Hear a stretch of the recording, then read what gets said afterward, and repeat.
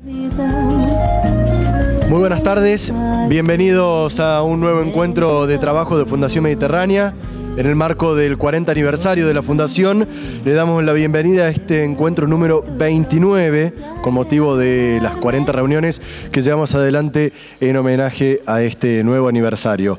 Agradecemos como siempre la presencia de los señores socios, invitados especiales y autoridades, como así también de socios de entidades amigas. Le damos un especial bienvenido a la diputada Olga Rista y al diputado nacional Mario Negri, al presidente de la Cámara Federal de Apelaciones, Abel Sánchez Torres, a los jueces Alejandro Sánchez Freites y Fabián Asís, como así también bienvenido al vocal Tribunal Superior de Justicia de Córdoba, Domingo Cecín y Sebastián López Peña, y a la jueza electoral Marta Vidal. Bienvenido a los presidentes de la Agencia Córdoba Inversión y Financiamiento, Alejandra Torres, como así también al presidente de la Agencia Córdoba Innovar y Emprender, Mario Cunio, al secretario de Comercio, Víctor Lutri, al subsecretario de Pymes, Tomás Grunaut, director de Emprendimientos, Luciano Crisafulli, director general de Infraestructura, Rubén Borelo. Bienvenida a la legisladora Zoer El Zucaría y al legislador Orlando Ardú. Como así también le damos una cálida bienvenida al presidente de la Universidad Siglo XXI, Juan Carlos Rabat, a la rectora de la misma universidad, María Belén Mendé, y al decano de la Facultad de Ciencias Económicas de la Universidad Nacional de Córdoba, John Boreto. Bienvenido el intendente de Arroyito, Mauricio Cravero, y muy buenas tardes también al concejal Martín Llerena. Bienvenido a los cónsules de Austria, Federico Scherzer, de Uruguay, Álvaro Barba García, de Bélgica, Alejandro Blaes, de Portugal, Sergio Limber Servío, al cónsul de Francia, Pablo Sonsini Astudillo, al cónsul de Gran Bretaña, Noelia Lawson, al cónsul de Japón, Guillermo Martínez Ferrer, y el cónsul emérito de Japón, Norberto Bertaina. Muy bienvenida también a los presidentes de las distintas cámaras que nos acompañan. De la Cámara de Comercio Exterior de Córdoba, Marcelo Olmedo. Presidente de la Cámara de Empresarios de Repuestos Automotor y Afines de Córdoba, Mariano Arlés Martín. Presidente de la Asociación Cristiana de Dirigentes de Empresas, Carlos Kessman. Presidente de la Cámara Empresarial de Desarrollistas Urbanos de Córdoba, César Martínez, y al presidente del Consejo de Profesionales de Ciencias Económicas de Córdoba, José Simonella, al presidente de la MPM, que es la Cámara de la Micro, Mediana y Pequeña Empresa, Francisco Humbert, representantes y directivos de entidades amigas. Queremos también saludar al representante del Ministerio de Transporte de la Nación, Guillermo Camber, y a todos los presentes en general.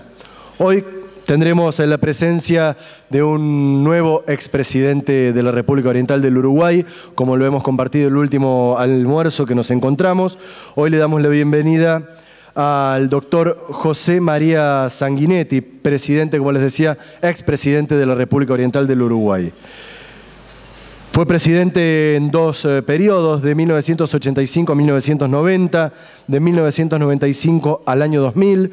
También fue diputado electo en 3 periodos, además de ser ministro de Industria y Comercio y de Educación y Cultura. Senador de la República, el doctor Julio María Sanguinetti también ha tenido una vasta trayectoria a nivel político y gubernamental. Desde el año 2007 es presidente del Consejo de la Universidad para la Paz de las Naciones Unidas. También es presidente honorario del Club Atlético Peñarol de su país. A partir del año 53 y hasta hoy ha desarrollado también una proficua actividad periodística como redactor, cronista y columnista de diversos medios de difusión a nivel nacional y también a nivel internacional.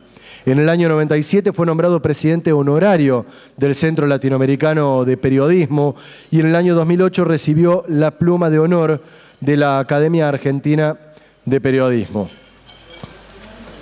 Su actuación en el campo de la cultura ha sido de particular relieve. Ha dictado numerosas conferencias y dirigido seminarios en diversas ciudades de América y Europa.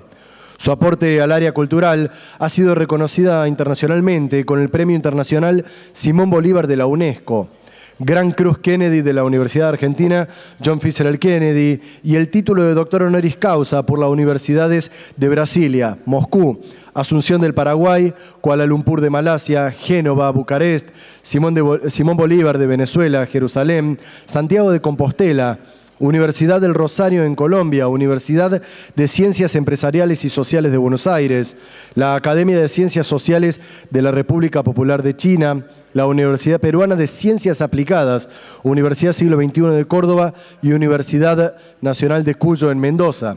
En el año 2009 recibió la distinción Gobernador Juan Bautista Bustos del Gobierno de la provincia de Córdoba.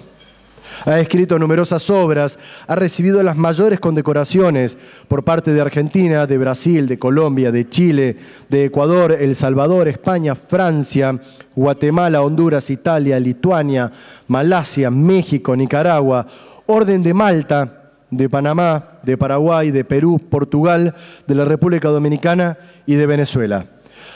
Le damos la bienvenida para que nos diserte sobre su presentación Nuestra democracia en perspectiva. Bienvenido al doctor Sanguinetti.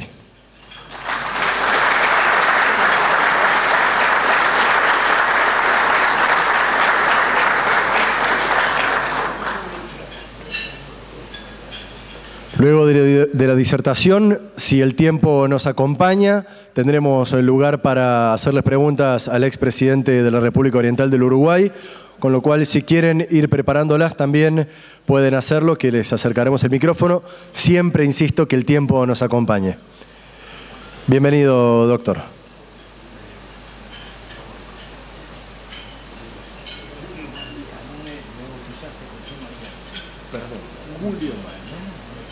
Decilo de nuevo. Con usted, el doctor Julio María. Decilo de nuevo. Vamos a hacer caso de la corrección porque lo rebauticé. Julio María Sanguinetti, expresidente de la República Oriental del Uruguay. Estimados amigos, una vez más en Córdoba, no puedo ocultar la satisfacción que siempre me produce estar aquí, en esta Córdoba tan cercana a nuestros afectos, tan cercana a nuestras historias, tan cercana a nuestros sueños en los momentos que nacíamos como república.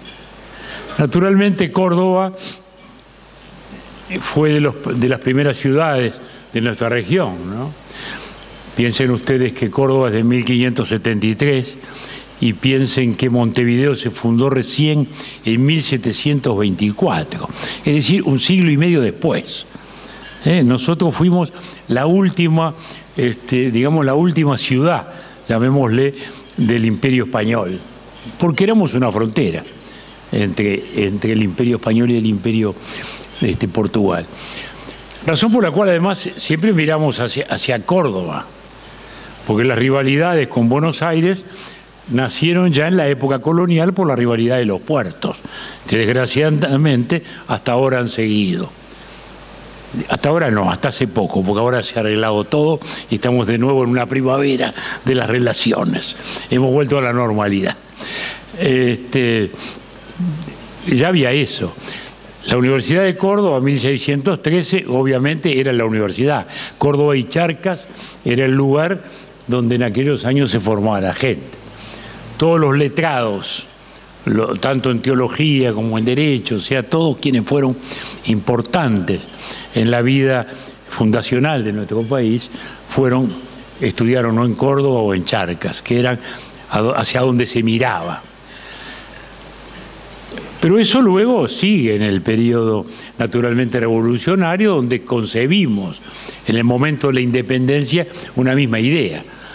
La idea de la independencia, la idea de la república y la idea de la federación o confederación, como queramos llamarla. A tal punto, recién le comentaba a los amigos, que nuestros militares todavía juran su juramento de lealtad con una espada que se llama la cordobesa, y que es la espada que Córdoba le regala en 1815 al general Artigas, y que dice: Córdoba, en sus primeros ensayos institucionales, al general José Artigas, protector de los pueblos libres.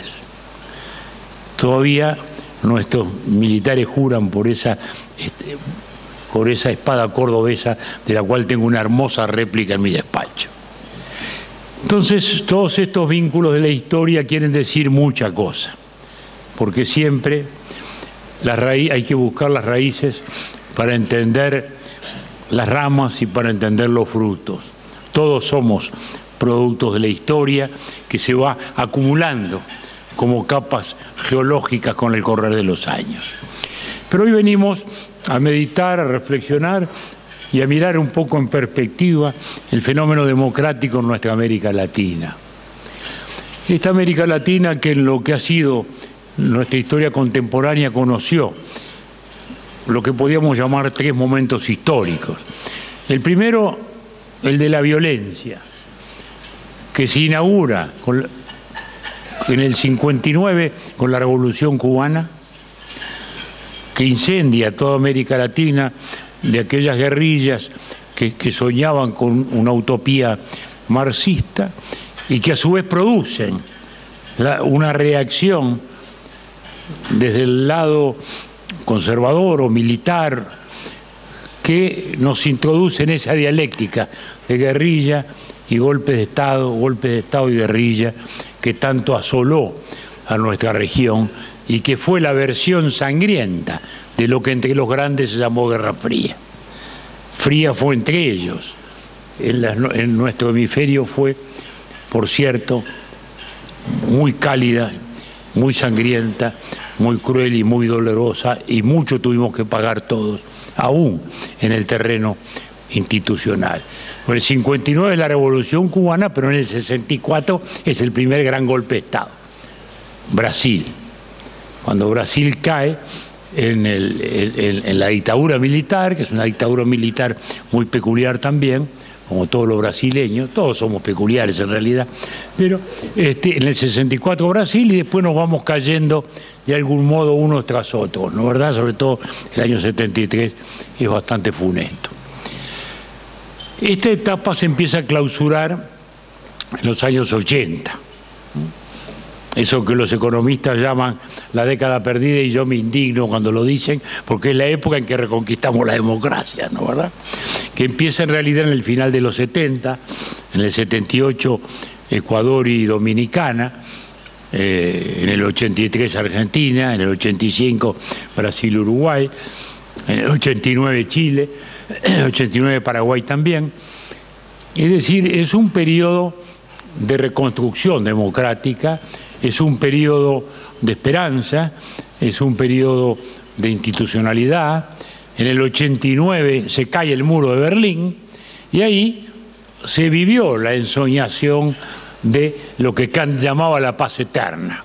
Todos aceptamos la democracia liberal, todos aceptamos la economía de mercado, parecería que hemos llegado, hasta se llegó a decir, al fin de la historia, en el sentido dialéctico de Hegel, de que ya no iba a haber acción y reacción, tesis y antítesis, sino que todos íbamos a estar en esa conjugación de democracia liberal y de economía de mercado.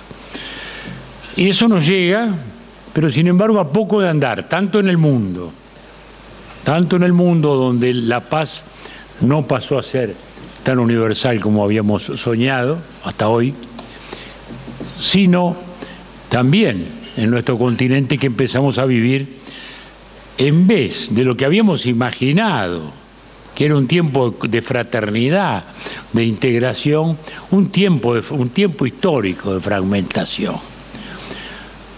Era un mundo confuso el que se abría entonces. Lo que debió haber sido algo claro se veía como confuso. Estábamos a mitad de camino de muchas cosas. Alfred de Musset, el gran poeta romántico, en un libro delicioso que se llama Las confesiones de un hombre del fin del siglo, dice, por cierto, en su tiempo, ¿no? Sí, final del siglo XVIII, comienzo del XIX, época bien romántica. Entonces dice, a los jóvenes de nuestro tiempo se nos abrían 3 elementos. A nuestra espalda, un pasado irremediablemente muerto, pero cuyos despojos seguían agitándose y resistiéndose a desaparecer. Hacia adelante, los celajes de un nuevo tiempo, el largo horizonte de un tiempo esperanzador. Y en el medio, algo tan confuso como este mar océano que separa el viejo del nuevo mundo y que hace que no sepamos cuando caminamos si estamos pisando semillas o cenizas. De algún modo podemos decir eso, que en ese tránsito que lo imaginábamos hacia la unidad de conceptos y de ideas, pasó a este tiempo confuso en que no sabíamos, y a veces no sabemos, si estamos pisando semillas del porvenir o cenizas del pasado. Porque esa fragmentación la hemos visto primero en lo político. Ya parecía que clausurado el debate democracia, marxismo, no había más debate ideológico, pero ahí reaparece el fenómeno populista, que no era nuevo en nuestra América Latina, que tenía una larga historia, pero que reaparece y que genera ahí un principio de fragmentación. Venezuela, Ecuador, Bolivia se apartan y forman el ALBA afincados en esa estructura ideológica que es el populismo, y que más que una construcción ideológica es un método para la conquista del poder, es un método para el ejercicio del poder, normalmente emanado de la legitimidad de origen de una elección, pero luego con presidentes o jefes de Estado instalados más allá de las instituciones y con el presupuesto del Estado al servicio de la construcción de un poder en el cual la plaza pública pasa a sustituir al Parlamento y la multitud a los elementos de la representación democrática. Este fenómeno populista no solo, por cierto, estuvo reducido a los países que configuraron el ALBA, fue mucho más allá también. En la Argentina ustedes lo conocen y lo saben. Pero eso nos dividió, nos complicó, nos envenenó y hasta aún hoy ha envenenado las relaciones en nuestra América Latina de este tiempo. Y cuánto le ha costado a muchos de nuestros gobiernos reconocer que Venezuela era una dictadura. Cuánto le ha costado reconocer la violación sistemática de los derechos humanos que desgraciadamente se vive en un país hermano, que en los tiempos de nuestras dictaduras era, sin embargo, lugar de refugio, lugar de cordialidad, lugar donde tantos uruguayos, tantos argentinos, tantos brasileños vivieron aquellos años. O sea, una fragmentación ideológica nueva, a la vez que también una fragmentación en los procesos de integración, a tal punto de que hoy tenemos una América mirando hacia el Pacífico, con sus acuerdos hacia el Pacífico, otra América instalada en la ideología populista, y nosotros en un Mercosur que construimos con esperanza y con ilusión en aquellos años de la reconstrucción democrática, a la cual veíamos que esto era de algún modo la continuidad natural, y que sin embargo se fue estancando, por egoísmos particularistas, por nacionalismos malentendidos, por situaciones, desavenencias políticas que hicieron que el Mercosur fuera estancándose. Las macroeconomías no se acompasaron, las sentencias de los tribunales dejaron muchas de ellas de cumplirse, y así estamos hoy con un Mercosur pálido, que está muy lejos de ser aquel proceso de unidad que queríamos lograr. Es parte también entonces de esta nuestra América fragmentada, de esta nuestra América que no ha logrado construir realmente ese espíritu de fraternidad que soñábamos.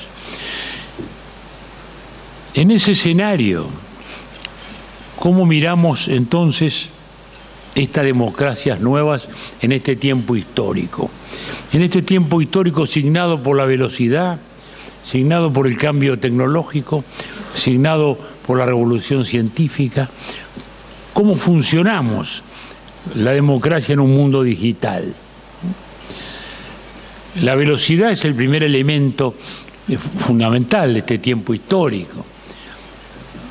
Al teléfono le costó 75 años llegar a 50 millones de personas con acceso a él. A la televisión le costó 14 años.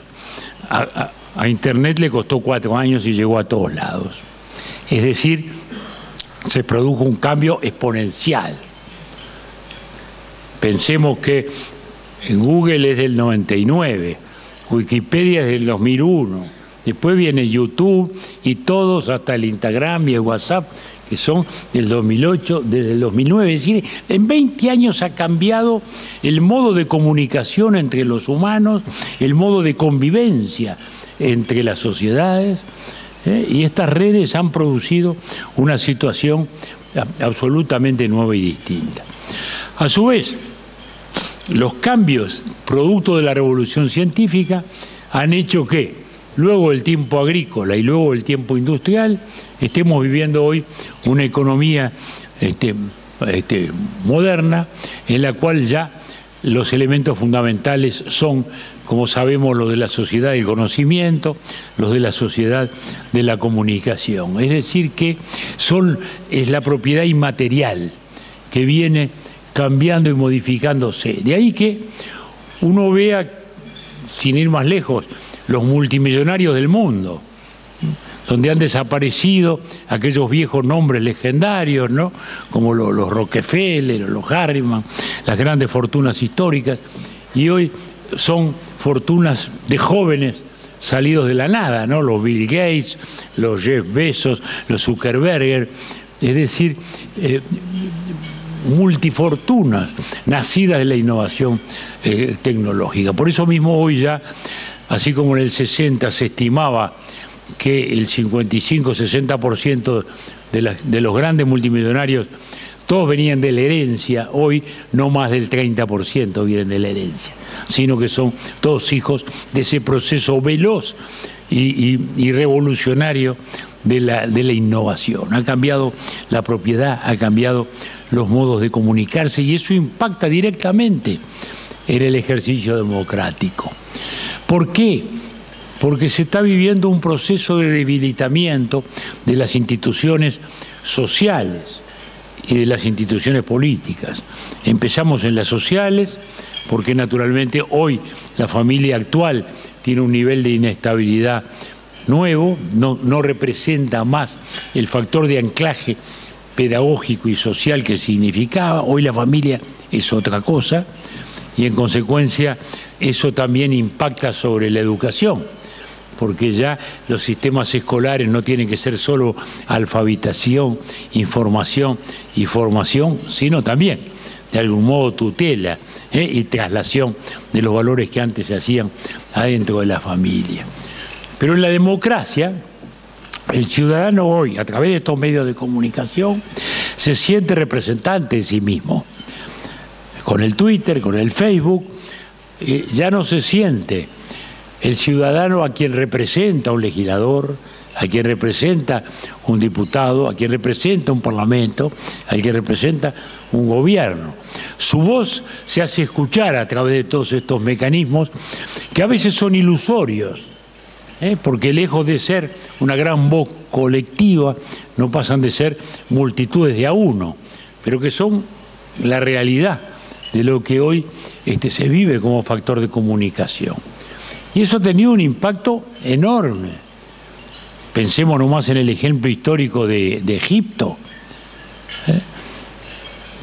aquel régimen de Mubarak, que parecía inmutable, tan inmutable y eterno como las pirámides, ¿no?, con aquel Mubarak situado allá, por encima de todo, así lo conocimos nosotros en su tiempo, y un día lo derrumbaron 4 muchachos a través de las redes. Las redes hasta ahora no han logrado construir sistemas, construir instituciones nuevas, pero su potencialidad de desarreglo, su potencialidad de agitación es fundamental y no puede dejar de tenerse en cuenta a los efectos de mirar hoy a las instituciones democráticas, a la cual las tenemos que mirar no con enojo, porque a veces ocurre que esto genera una reacción adversa, sino que tenemos que tratar de adaptar esos nuevos métodos y tratar de moderarlos para que se encaucen a su vez, para que esa comunicación entre los humanos y esa comunicación hacia la vida institucional se haga con normalidad. Y eso se irá produciendo, pero tenemos que hablarlo, tenemos que conversarlo. Y esta palabra conversación también nos dice mucho, porque hoy se ha perdido mucho la conversación, aquel arte tan importante en la familia, en el club social, en el club deportivo, en la barra de amigos, que era la esencia. Hoy vemos una reunión de 10 personas y hay 2 o 3 que están mirando hacia abajo, hacia el celular. Y a veces vemos hasta en un restaurante, un matrimonio, que están los dos prendidos del celular. Y uno dice, bueno, ¿qué es esto, no? Bueno, entonces, ¿nos tenemos que enojar con el celular? No.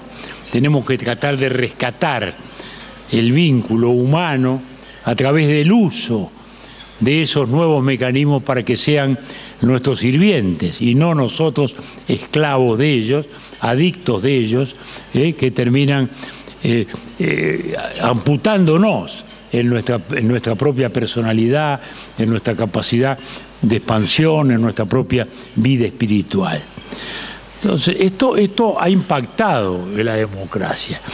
Y entonces una democracia que, como decía el poeta, no confusa, vive una cierta confusión ideológica, que son los remanentes también de los viejos debates que reaparecen por la vía del populismo.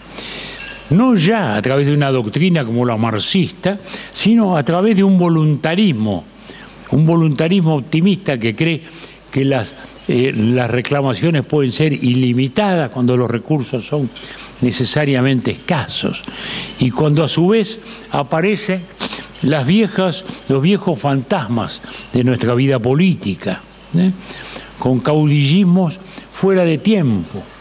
Los caudillos fueron muy importantes en nuestra organización institucional, cuando el caudillo era el único principio vertebrador de la sociedad.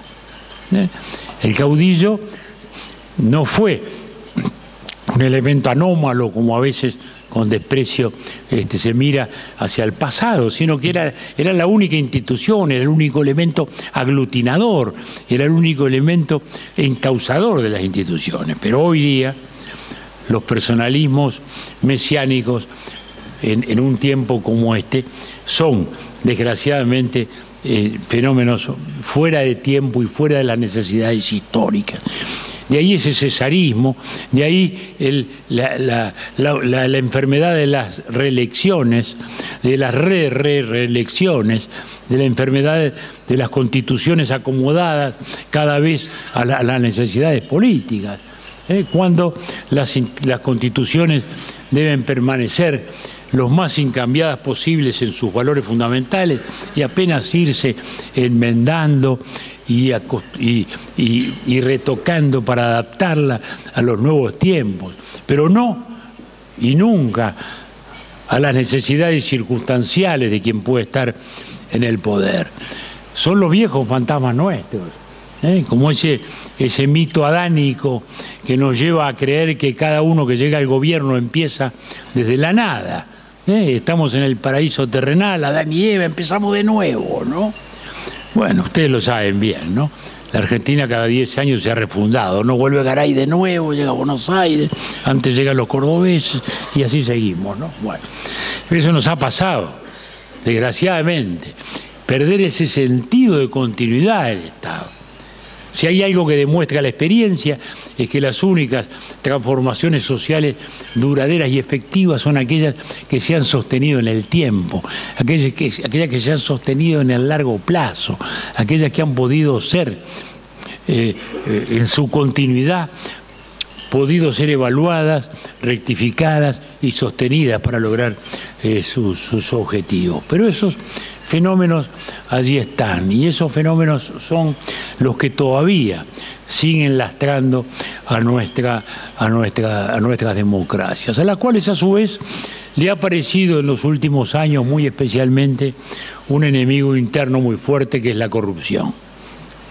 Y la corrupción ha llevado a su vez a dos fenómenos institucionales muy revolucionarios y muy preocupantes también. Por un lado, la corrupción ha generado un fenomenal descrédito político, lo cual es grave, porque si no se cree en los conductores, si no se cree en los partidos, los países quedan librados a los estados de ánimo de una población siempre voluble, siempre afectada por lo que pueden ser los vientos de cada momento, los vientos de cada tema, ¿no? Cuando no hay partidos que encaucen las corrientes y las orientaciones, estamos a expensas de los momentos voluntaristas. ¿Qué pasó en Inglaterra hoy con el Brexit? ¿Qué es el Brexit sino esto, esa salida abrupta de Inglaterra de Europa? En ese caso es la conjugación de tres miedos: el miedo al terrorismo, el miedo a la inmigración y el miedo al cambio tecnológico, que hace que todos sintamos que debajo nuestro se nos mueve el piso y que todos tenemos un Uber en el horizonte, porque no hay profesión que hoy no esté viviendo un proceso profundo de transformación de este tipo, ¿no? La propia elección de Trump en Estados Unidos no es sino también una expresión de esta sumatoria de miedos, de la explotación de los prejuicios. El miedo al inmigrante, en este caso ya no es el musulmán, es el mexicano, artificial el miedo, porque Estados Unidos no tenía ni tiene una desocupación grande, pero allí está la explotación de los prejuicios, al inmigrante, al terrorismo, para invocar la necesidad de un Estados Unidos poderoso y fuerte en el mundo, al cambio tecnológico, que no va a retornar al viejo país industrial que se prometía en la campaña electoral de Trump. Va a ser otro país con una industria nueva, con una industria distinta y con capacidades totalmente diferentes, pero así ocurren. Y esos son los factores de desestabilización que se dan en nuestra democracia. Trump es un presidente populista, es un político populista. ¿Por qué? Porque explota los prejuicios, porque explota las emociones, no siempre saludables y benignas, porque se ubica más allá de las instituciones, porque irrespeta a los adversarios. Pero Estados Unidos no va a caer en un régimen populista, y esa es la gran diferencia, porque su institucionalidad es fuerte. La justicia es fuerte, el Congreso es fuerte, hasta el ejército es fuerte también como estructura del Estado, y no es posible hacer cualquier cosa que se le ocurra a la extraña situación de un gobernante. Pero Trump también es el ejemplo de lo que hablábamos hace un instante, de los fenómenos de comunicación nuevos. Es un presidente que maneja por Twitter, que se comunica al mundo por Twitter, en esas versiones reducidas, necesariamente fragmentarias, necesariamente simplistas de la comunicación. Cuando se supone que el lenguaje de los estados tiene otros matices, otras riquezas, otra solidez, y no puede expresarse de ese modo. Pero a su vez se dan las paradojas, porque públicamente él habla de 30 millones de personas comunicadas a través de su Twitter, pero hace poco Twitter hizo una investigación, una auditoría, y encontró que 10 millones eran robots, eran bots, como se le dice, ¿no? Incluso uno que era una señora muy adherente a Trump, que resultó que no existía, era un robot también, y él le agradecía especialmente los elogios. Esas cosas pasan. Pero con eso estamos diciendo que también esas cosas son las que en el mundo están ocurriendo, que tienen sus peligros y que son las que nos están ocurriendo a nosotros. En Europa en algún momento se pensó que las corrientes minoritarias de derecha, extremistas iban a predominar. Ese es un fenómeno que ha ido pasando, pero que no está definitivamente superado. Entonces estamos en un nuevo tiempo, en una democracia digital que tiene que ejercerse con los viejos mecanismos de representación muy debilitados, pero que hay que seguir reconstruyendo, adaptándose constantemente, pero preservando sus principios fundamentales y mirar hacia adelante a través de los grandes desafíos. ¿Qué es lo que tenemos hoy como grandes desafíos en nuestras democracias para que se consoliden, para que logremos realmente lograr lo que decía Alberdi, ¿no? La mejor ley es la costumbre, ¿no? Aquella que ya está incorporada a los hábitos de comportamiento de la sociedad. El primer gran desafío es la innovación. Toda Latinoamérica registró el año pasado 1.400 patentes. Toda Latinoamérica. Es la 10ª parte de las patentes que registró solamente Corea del Sur. No estoy hablando de Estados Unidos, Corea del Sur. Es decir, hay un enorme desafío, una enorme necesidad de innovación tecnológica para poder sobrevivir en este mundo. Este mundo es así y yo diría que nos guste o no nos guste, tiene ese ritmo y esa velocidad y nos tiene que gustar, porque ninguna etapa histórica le ha ofrecido más a los seres humanos. Cuando el Club de Roma ya por los años 60 dijo crecimiento cero, porque 3.000 millones de personas eran el límite máximo que la Tierra pudiera sustentar y alimentar a personas, hoy somos 7.500 millones y estamos mejor que antes, vivimos más años, los vivimos mejor y hemos podido salir de aquellas grandes hambrunas. Quiere decir que la ciencia y la tecnología nos hacen necesariamente optimistas, porque ahí está la historia. Y ese escepticismo que a veces nos invade es la natural respuesta a un cambio que nos mantiene siempre en la inestabilidad, pero que también nos ha ido permitiendo alcanzar estas metas cada día más progresistas. La innovación, desafío fundamental. Segundo desafío que todavía que debiera estar superado, pero son todavía las cenizas del pasado, el equilibrio macroeconómico. Todavía en nuestros países cuesta entender que el déficit, como dice siempre mi estimado querido amigo Felipe González, los déficits no son ni de izquierda ni de derecha, son déficits y lo que hay que hacer es financiarlos, ¿no? Bueno, todavía nos cuesta eso. Todavía nos cuesta sentir que la condición de una macroeconomía estable es la condición de la inversión, no solo del extranjero, sino del local. América Latina el año pasado tuvo 8% menos de inversión extranjera y el otro año también. Y cuando hay menos inversión extranjera también porque hay menos inversión local. Es decir, porque el que está en los negocios no se siente seguro y no se siente confiado hacia el futuro, ¿no? Entonces, ese es un tema realmente fundamental, en el cual además estamos sufriendo las consecuencias de una etapa histórica comercial nunca vista, que es la bonanza del 2003 al 2012, que es una etapa de crecimiento de las materias primas, del precio de las materias primas, como no había existido nunca. Hoy estamos en la normalidad, no estamos en ninguna crisis internacional de ese punto de vista, estamos en valores normales.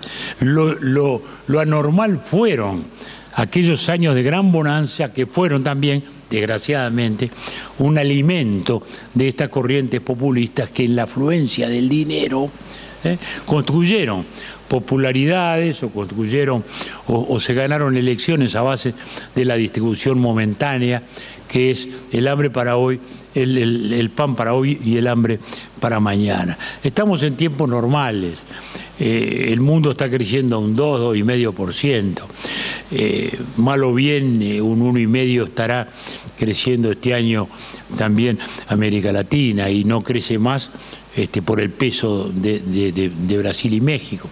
Pero ya México se está compasando a la economía norteamericana y pese a todo el desastre institucional que vive por la corrupción, como hablamos hace un rato Brasil, también ha empezado a crecer. Quiere decir que son tiempos razonablemente buenos. También la Argentina ya está empezando a crecer y va a seguir haciéndolo. Pero tenemos que asumir que aquellos tiempos gloriosos en que había dinero para todo no están más. Que estamos hemos retornado del paraíso de la leche en polvo a $4.000 a la realidad. Y que en consecuencia hoy hay que innovar, hay que competir, hay que generar productividad, hay que convencer a nuestros sindicatos que la productividad es la única condición que va a mantener su empleo, tarea difícil pero a la cual hay que seguir desarrollando y cultivando y hablando, porque si no nos vamos a perder. Tercer gran desafío, la educación. Si estamos en la sociedad del conocimiento no podemos pensar en una educación tan frágil y débil como estamos viviendo. Y lo hablo por Argentina y Uruguay. Somos el país de Sarmiento y el país de José Pedro Varela. Somos países que fuimos vanguardia en la educación en la América Latina y que nos despegábamos del resto. Los inmigrantes gallegos o italianos que llegaban aquí en 1900-1910 eran más analfabetos que los nuestros, porque había más analfabetismo en España que en nuestros países, porque las escuelitas sarmientinas y varelianas, a Sarmiento todavía a veces lo discuten por ahí, pero bueno, son las cosas que también tenemos que padecer, pero que nos alejan de lo que son las verdaderas visiones del mundo. Es fundamental. El hecho es que hoy la primaria está prácticamente universalizada en todas partes, pero su calidad es deficiente. La enseñanza media se ve claramente eso, la mitad no termina, en términos generales, la secundaria superior. Las pruebas PISA nos están mostrando, hay 70 países que se examinan, ¿no? Estamos entre el 44, el primero que es Chile, para nuestra vergüenza, digo, porque nosotros debiéramos estar como habíamos sido siempre, y el 70 es el último, que es uno de nosotros. Ahí estamos los 9 países que nos evaluamos. En esta oportunidad, o sea, el de hace 2 años, el PISA de esos 2 años, desgraciadamente la Argentina no figura, porque dio los datos mal y los borraron, para vergüenza de las autoridades educativas de la época. Se evaluó Buenos Aires nomás, pero no la Argentina, lo cual es horrible. Es decir, la educación tenemos que hacer de nuevo un gigantesco esfuerzo, muy parecido al de la época sanmartina, para una nueva educación, adaptada a estos tiempos, con necesidades distintas.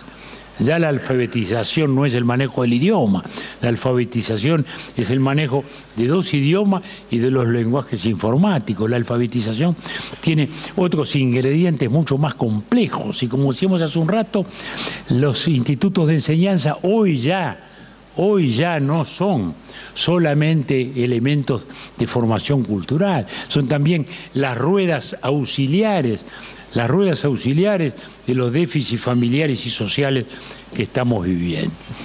Y por último lugar, cuarto desafío, para no seguir poniendo más desafíos y no extenderme de más, es el institucional. Todavía hoy tenemos que seguir pensando en que el respeto institucional es fundamental. Estamos viviendo, como consecuencia de los fenómenos de corrupción, en algunos países prácticamente un gobierno de jueces. La justicia está hecha y concebida para dirimir conflictos entre las personas o entre las personas y el Estado. No está para dirimir los grandes conflictos institucionales. Los tiempos de los procedimientos judiciales no son los tiempos de las instituciones. Un juicio normal podrá durar 2 años, 4 años, 10 años, pero no puede ocurrir eso en el terreno de las instituciones públicas, porque los países no pueden estar en suspenso de fallos judiciales, que a su vez engendran otros fenómenos también peligrosos, porque así como tenemos la patología política de la demagogia, también tenemos la patología de los jueces estrellas, que ya veía Montesquieu. No crean que este es un fenómeno solo de la combinación juez y televisión. Montesquieu decía, ¿quién pensaría que hasta a la virtud hay que ponerle frenos? Todo el que tiene poder tiende a abusar de él. Solo los frenos y contrapesos son los que aseguran la estructura democrática. Fíjense usted, Montesquieu lo dice, hablando de los jueces. ¿Quién diría que hasta la virtud tiene que tener límites? Y bien, esas son las instituciones que hoy tenemos que recomponer, que tenemos que reequilibrar. Brasil tiene que salir de que todo dependa del juez Barbosa o del juez Moro. Tiene que salir de una vez por todas. Unos irán presos, los que tengan que ir, y otros, pero el país no puede vivir entre paréntesis. Y tenemos que cuidar de esas instituciones, tenemos que cuidar de las cosas básicas, porque si bien todo ha cambiado, lo que no ha cambiado es la naturaleza humana. Y por eso, para referirme a ello, termino con una cita clásica de un célebre discurso, que dice: en los asuntos públicos, un respetuoso temor es el que nos hace evitar las infracciones, el que nos lleva a respetar a los gobiernos que se van sucediendo y a las leyes que se han dictado especialmente para proteger a los más necesitados. Amamos la belleza con sencillez y el saber sin arrogancia. Hacemos de la riqueza una oportunidad para hacer y no un motivo de vanagloria. En Atenas no es vergüenza ser pobre, si lo es, no hacer nada por superarlo. Pericles, discurso a los muertos de la guerra del Peloponeso, año 431 a.C. Muchas gracias. Muchísimas gracias, doctor Sanguinetti. Ahora el tiempo nos acompaña, como habíamos prometido. Muy bien. Si hay alguna pregunta entre los presentes, les acercaremos un micrófono. Con mucho gusto. Para que pueda responder. Sí. ¿Hay preguntas? Sí, yo le hago una por lo menos. A ver. Acá, En la mesa presidente. en su mesa, al medio. A ver. En su mesa. Habló del Mercosur y la verdad que después de más de 30 años, en vez de ir para adelante, se ha ido para atrás, en el Mercosur. Desde su punto de vista, digamos desde el punto de vista uruguayo, y lo más crudo posible, ¿le sirve hoy a Uruguay el Mercosur? ¿Le sigue? Sí, le sirve. Bueno, mire, yo diría que el Mercosur, concebido tal cual lo imaginamos en su tiempo, en aquellos gloriosos tiempos de la restauración democrática, en que vivíamos el sueño de la fraternidad, con Raúl gobernando acá, con José Sarney en Brasil, más tarde General Rodríguez, que tanto bien le hizo al Paraguay, le hizo tanto bien que está totalmente olvidado hoy. En aquellos tiempos concebimos realmente al Mercosur no como una nueva fortaleza neoproteccionista, sino como un espacio mayor para lograr mejores economías de escala y ser una plataforma de lanzamiento hacia el mundo. Desgraciadamente eso se fue frustrando paso a paso, y aún hoy la idea estratégica sigue siendo válida, porque en un mundo de agrupamientos, los hay, Europa es un formidable agrupamiento, los del Pacífico se han ido agrupando por lo menos en lo económico, y nosotros los del Atlántico estamos un poco huérfanos. Estados Unidos es un mundo en sí mismo y China es otro mundo en sí mismo, que ahora que crece menos, sigue creciendo al 6,5%, y la India crece al 7%, ¿no? Entonces, nosotros, con una mejor economía de escala, está claro que podemos competir mejor, pero eso supone voluntad, comprensión, superar, sentir que nos debemos especializar, hacer cada uno lo que hace mejor. Nos ha costado mucho. Yo creo que la idea estratégica sigue siendo válida. Ojalá haya la madurez suficiente para encararlo así y para darle, y yo me resisto a la palabra relanzamiento, porque cada vez que se larga es el preludio de otra frustración, en que con más modestia, diría yo, empecemos a construir. Yo personalmente hoy ya me conformaría con hacer una zona de libre comercio, no ya un mercado común. Una zona de libre comercio que realmente funcionara, donde realmente hubiera la libre circulación de mercaderías. Sabemos que la unión aduanera, es decir, el arancel externo, eso se acomodó a la industria brasilera, que es una industria muy poco competitiva. No puede competir con la mexicana en automotores, por ejemplo. Por eso hicieron un acuerdo, hizo el Mercosur con México automotor, y después Brasil lo quiso denunciar porque no podía competir. De modo que tenemos que ser realistas y trabajar paso a paso en esas bases. Lo primero, que realmente haya libre circulación de mercadería, que realmente tengamos esa espontaneidad y esa fluidez. Sobre esa base, el Mercosur podrá volver a ser una realidad. Seguimos. ¿Otra pregunta? Acá adelante. Aquí el cónsul de Uruguay.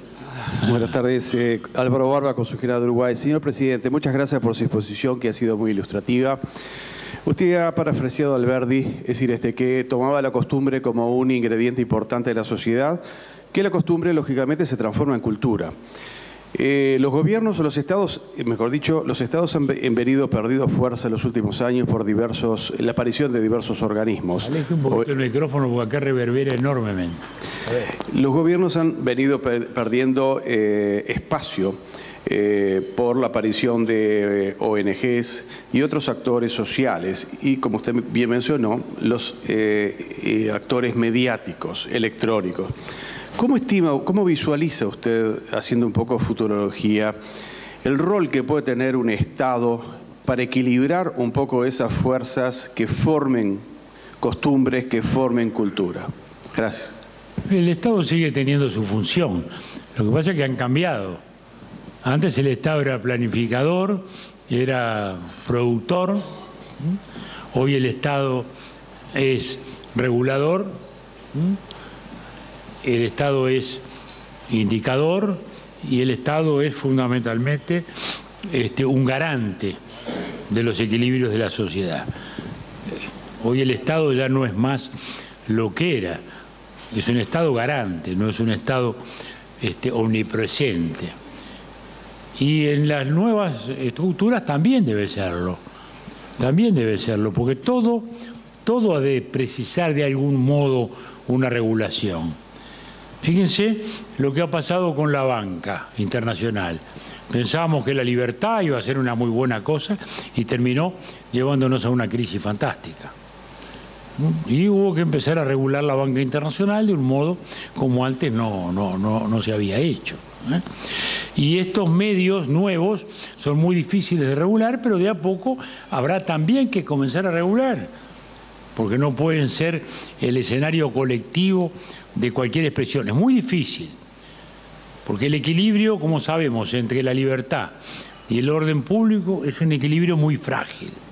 Los que somos periodistas de toda la vida siempre hemos batallado por la máxima de las libertades, pero también sabemos que hay un límite que es el orden público, que está fundamentalmente determinado por la seguridad. Y eso también ha de lograrse en estas nuevas realidades. Es una sociedad más abierta. En algunos momentos, hace 20 años, pensábamos en el gran hermano, en el terror de ese que iba a acumular todos los medios de comunicación y que nos iba a conducir mentalmente. Y hoy sabemos que no hay gran hermano posible. Aquellas potencias de la televisión, aquellos nombres mágicos de la televisión en Argentina, en Uruguay, desaparecieron. La televisión primero apenas sobrevivió la abierta, después vino la de cable. Los diarios en papel sabemos las dificultades que tienen para sobrevivir, pero todos van a seguir sobreviviendo, porque todos van a cumplir roles nuevos. Yo soy diariero, ¿no? Como varios de los colegas que tengo por acá.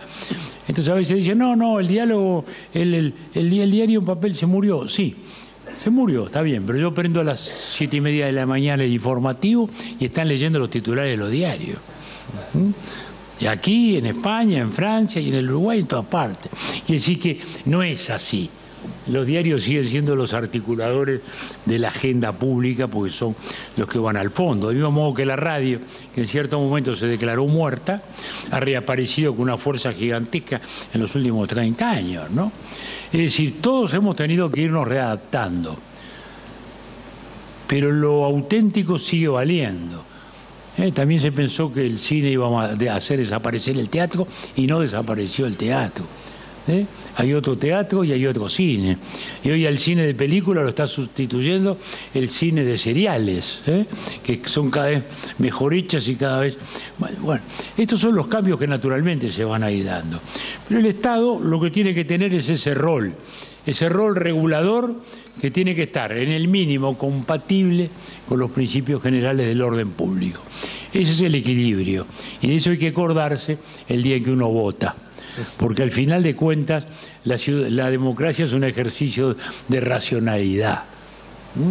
Y en Latinoamérica, a la cual recorro constantemente, uno encuentra que uno llega al Perú, para no hablar de otros países, y uno dice, Fujimori, sí.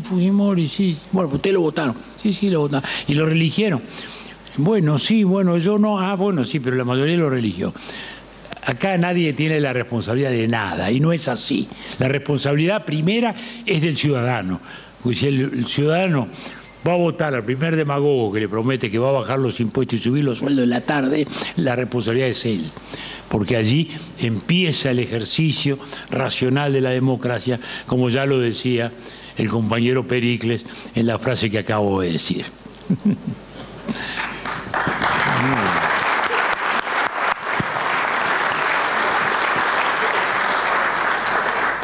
Bueno, si no hay más, yo voy a hacer una que seguramente alguno está pensando. Acá tenemos una consulta más, doctor. Bueno, fondo de repente al fondo del salón. Buenas tardes. Javier Penacchioni, de la agencia Telam. Una consulta para saber cuál es su opinión sobre la gestión del presidente Mauricio Macri a casi 2 años de haber asumido acá en Argentina. Y otra pregunta sobre su opinión también por la renuncia del vicepresidente de Uruguay el día sábado. ¿Qué consecuencias le puede traer a nivel local y a nivel de Mercosur, Latinoamérica? Muy bien. Bueno, primero, esta historia de nuestro pobre vicepresidente es una historia, yo diría, de algo casi adolescente. Es un muchacho que fue vicepresidente porque representaba el otro sector del Frente Amplio. El Frente Amplio es una estructura muy diversa. De un lado hay partidos, digamos, socialistas, comunistas y tupamaros. Del otro lado hay partidos moderados, que es lo que representa el presidente Vázquez. Y en la fórmula fue este muchacho porque representaba lo que era el otro sector. Desgraciadamente, no bien se instaló el nuevo gobierno desnudó la situación financiera del país y se vio que la empresa petrolera del Estado, ANCAP, había sido espantosamente mal administrada por esta persona que ahora era vicepresidente, que había perdido 800 millones, y ahí realmente se produjo un gran descrédito de él. Es una persona joven, por eso da más lástima. Pero fue un desastre la administración. Luego ocurre un episodio, como digo, adolescente. A él él figuraba en todos lados como licenciado, Raúl Sendí, y era presuntamente licenciado en una carrera de biología, y resultó que alguien le preguntó dónde estaba el título, él dijo que el título lo iba a mostrar, el título nunca apareció, y fue una cadena de mentiras. No había consecuencias jurídicas ni penales, no había ejercido la medicina de modo irregular o algo así, pero había mentido una y otra vez sobre un título y una carrera inexistente, con lo cual su descrédito fue mayor. Y luego aparece una tarjeta corporativa que había usado como presidente de la empresa del Estado que tan mal había administrado. Y no eran grandes sumas, pero también volvíamos a las mentiras y a las malas inclinaciones. Porque en la tarjeta corporativa aparecía un colchón, aparecía un short de baño, aparecían cosas que no tenían nada que ver con lo que son los gastos de representación clásicos del presidente de una gran empresa. Esa fue la historia. Consecuencia institucional ninguna, no significa para nada, nada, la sucesión está prevista en la Constitución, se corre por las listas al Senado. Cuando no está el vicepresidente, va el primer titular de la lista más votada del partido más votado y así sucesivamente. O sea que institucionalmente no significa nada. Políticamente sí, es una historia triste, en un país que tiene una muy buena tradición desde el punto de vista de la honestidad administrativa, y que esto, por unas historias de ese tipo, ahora nos hacen salir en los diarios. Yo siempre digo, lo mejor que nos pasaba hasta ahora es que no salíamos en el diario, ¿no? Bueno, lo otro, ¿cómo vemos hoy a la Argentina desde el Uruguay? Bueno, la vemos con toda la expectativa y la esperanza que tenemos luego de años en los cuales nuestros gobiernos se llevaron muy mal con los gobiernos argentinos. No hablo por mi experiencia, porque yo tanto con el gobierno de Alfonsín como con el gobierno de Menem tuve las mejores relaciones y las más fluidas y amistosas relaciones. De modo que hablo sí por el periodo posterior, en que nuestros gobiernos, ahora ya y los gobiernos del Frente Amplio, tuvieron muy malas relaciones. El primer gobierno del presidente Vázquez estuvo dominado por aquel conflicto de las pastas de la fábrica de pasta de celulosa, mal manejado, arbitrariamente manejado, demagógicamente explotado, etcétera, etcétera. Y luego siguieron en el periodo de la doctora Kirchner, desgraciadamente, otros factores aún incluso más graves, ¿no? Como no permitir, por ejemplo, que se pudieran hacer reembarcos de mercaderías en el puerto de Montevideo, lo cual era una agresión directa a nuestro puerto, que perdió el 20% de su actividad, porque el sur de la Argentina siempre usó más el puerto de Montevideo que el de Buenos Aires, que le está mucho más atrás mano, digamos, ¿no? Es decir, una barbaridad. O sea, esas cosas felizmente han pasado, de modo que en el Uruguay no se mira sino con simpatía y también con esperanza, porque, y acá hablo a título personal, con la comodidad que me da saber que aquí no soy extranjero, sino que soy un ciudadano rioplatense que tiene sus convicciones, principios y definiciones adentro de la propia Argentina, la que quiero como mi propio país. Y digo que vamos a mejor. Estamos a mejor en la institucionalidad, vamos a mejor en la economía. ¿Acaso haya habido una cierta ingenuidad en no desnudar con más profundidad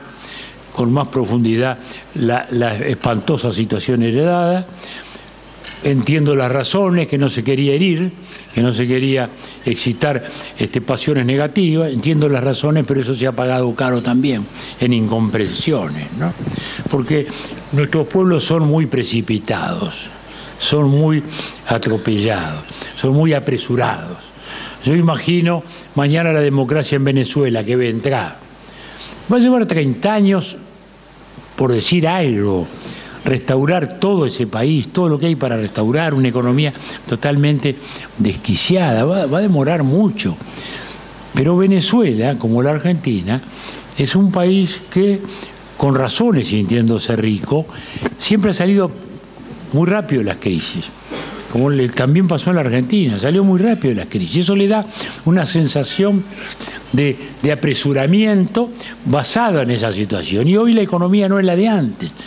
No es ya que una buena cosecha arregló todo, no, una buena cosecha es muy importante, pero no arregla todo, porque estamos hablando, como recién decíamos, en la sociedad tecnológica, en la democracia digital, en la sociedad de la competitividad, y eso hace que tengamos que pensar de un modo mucho más profundo y mucho más amplio, y tener el ejercicio de paciencia propio de la democracia. La democracia requiere la moderación.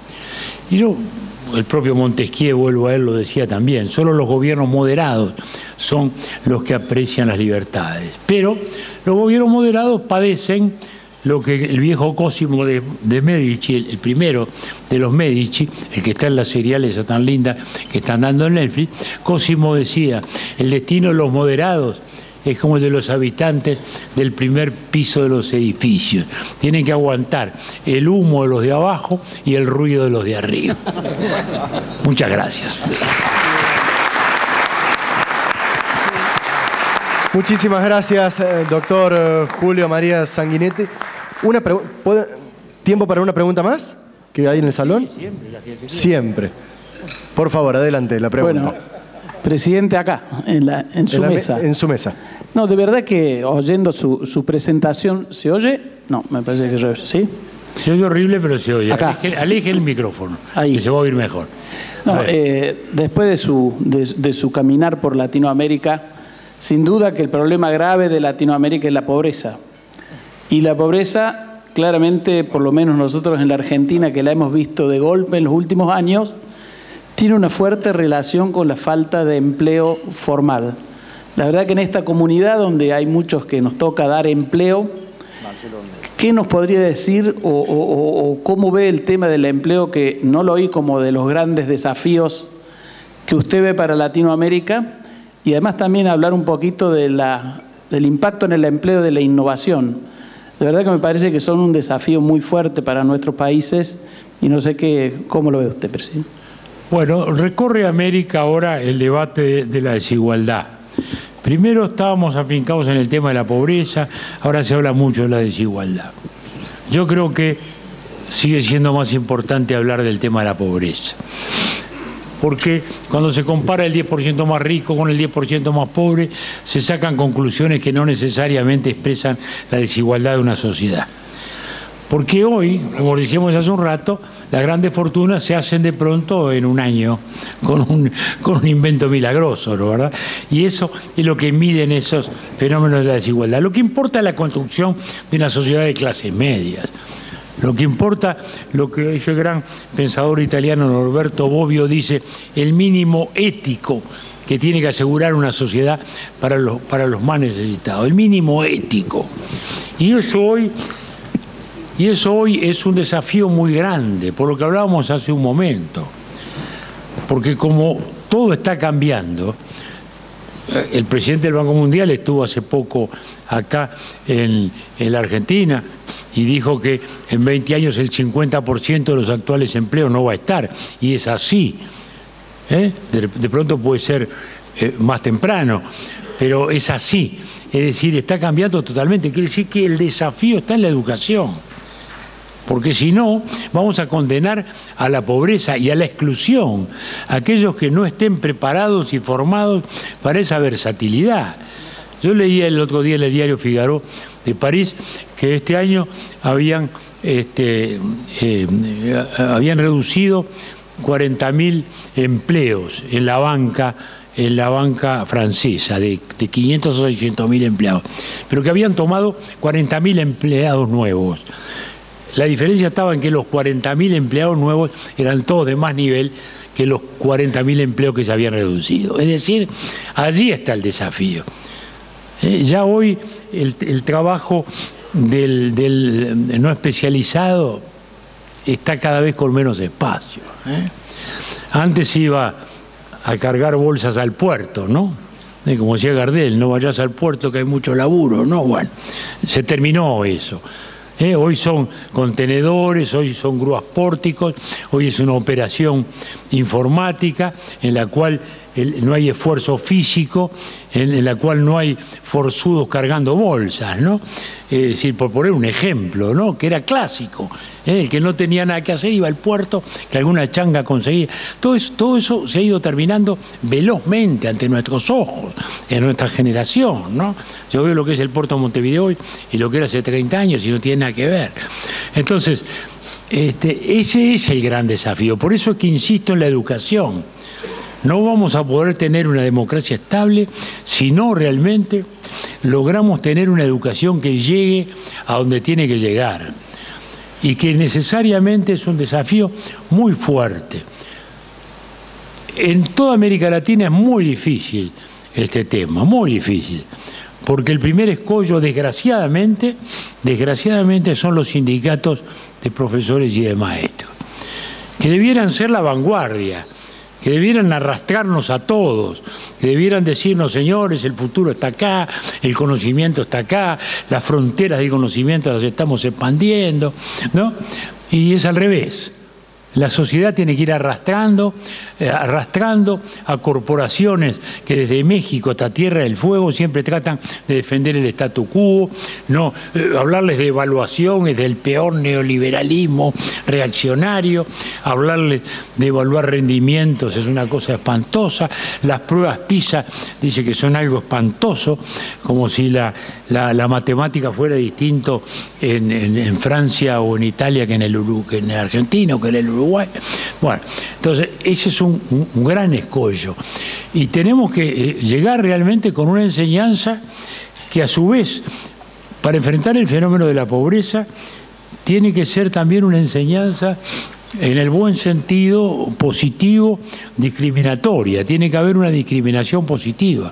Tenemos que llegar a los lugares más pobres con más enseñanza, con más horas, con más factores.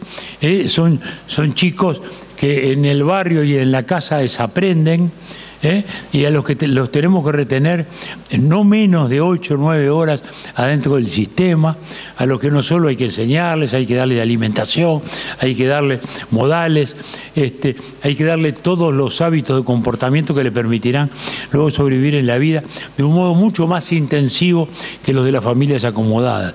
Realmente el PISA muestra dramáticamente eso.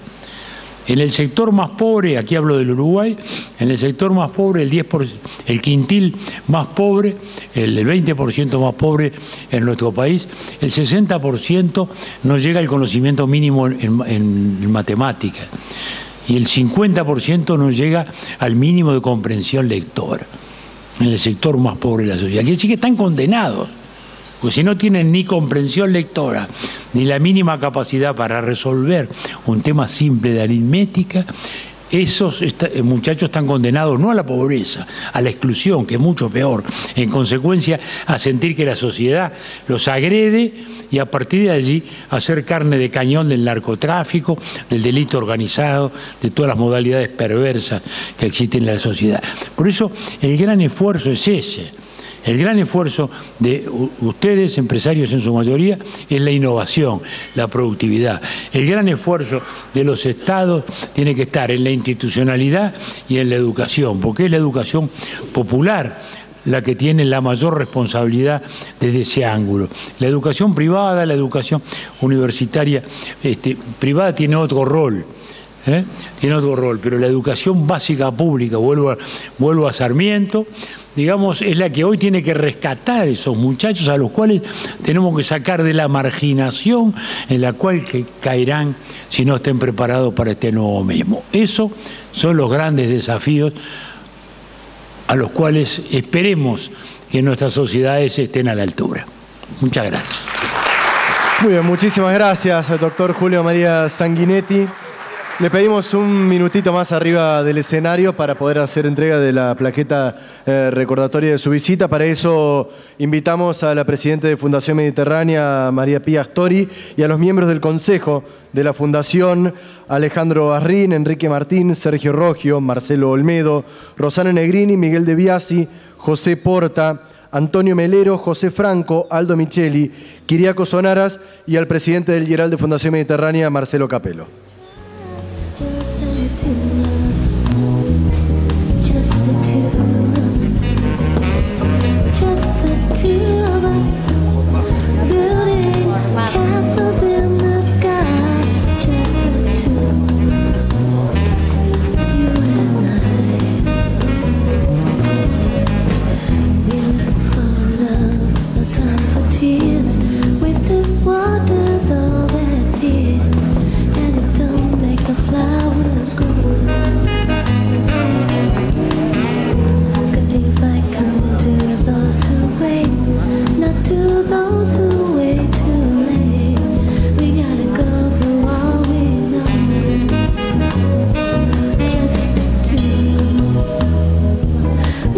Muchísimas gracias, doctor Sanguinetti, expresidente de la República Oriental del Uruguay, por su visita, por su exposición.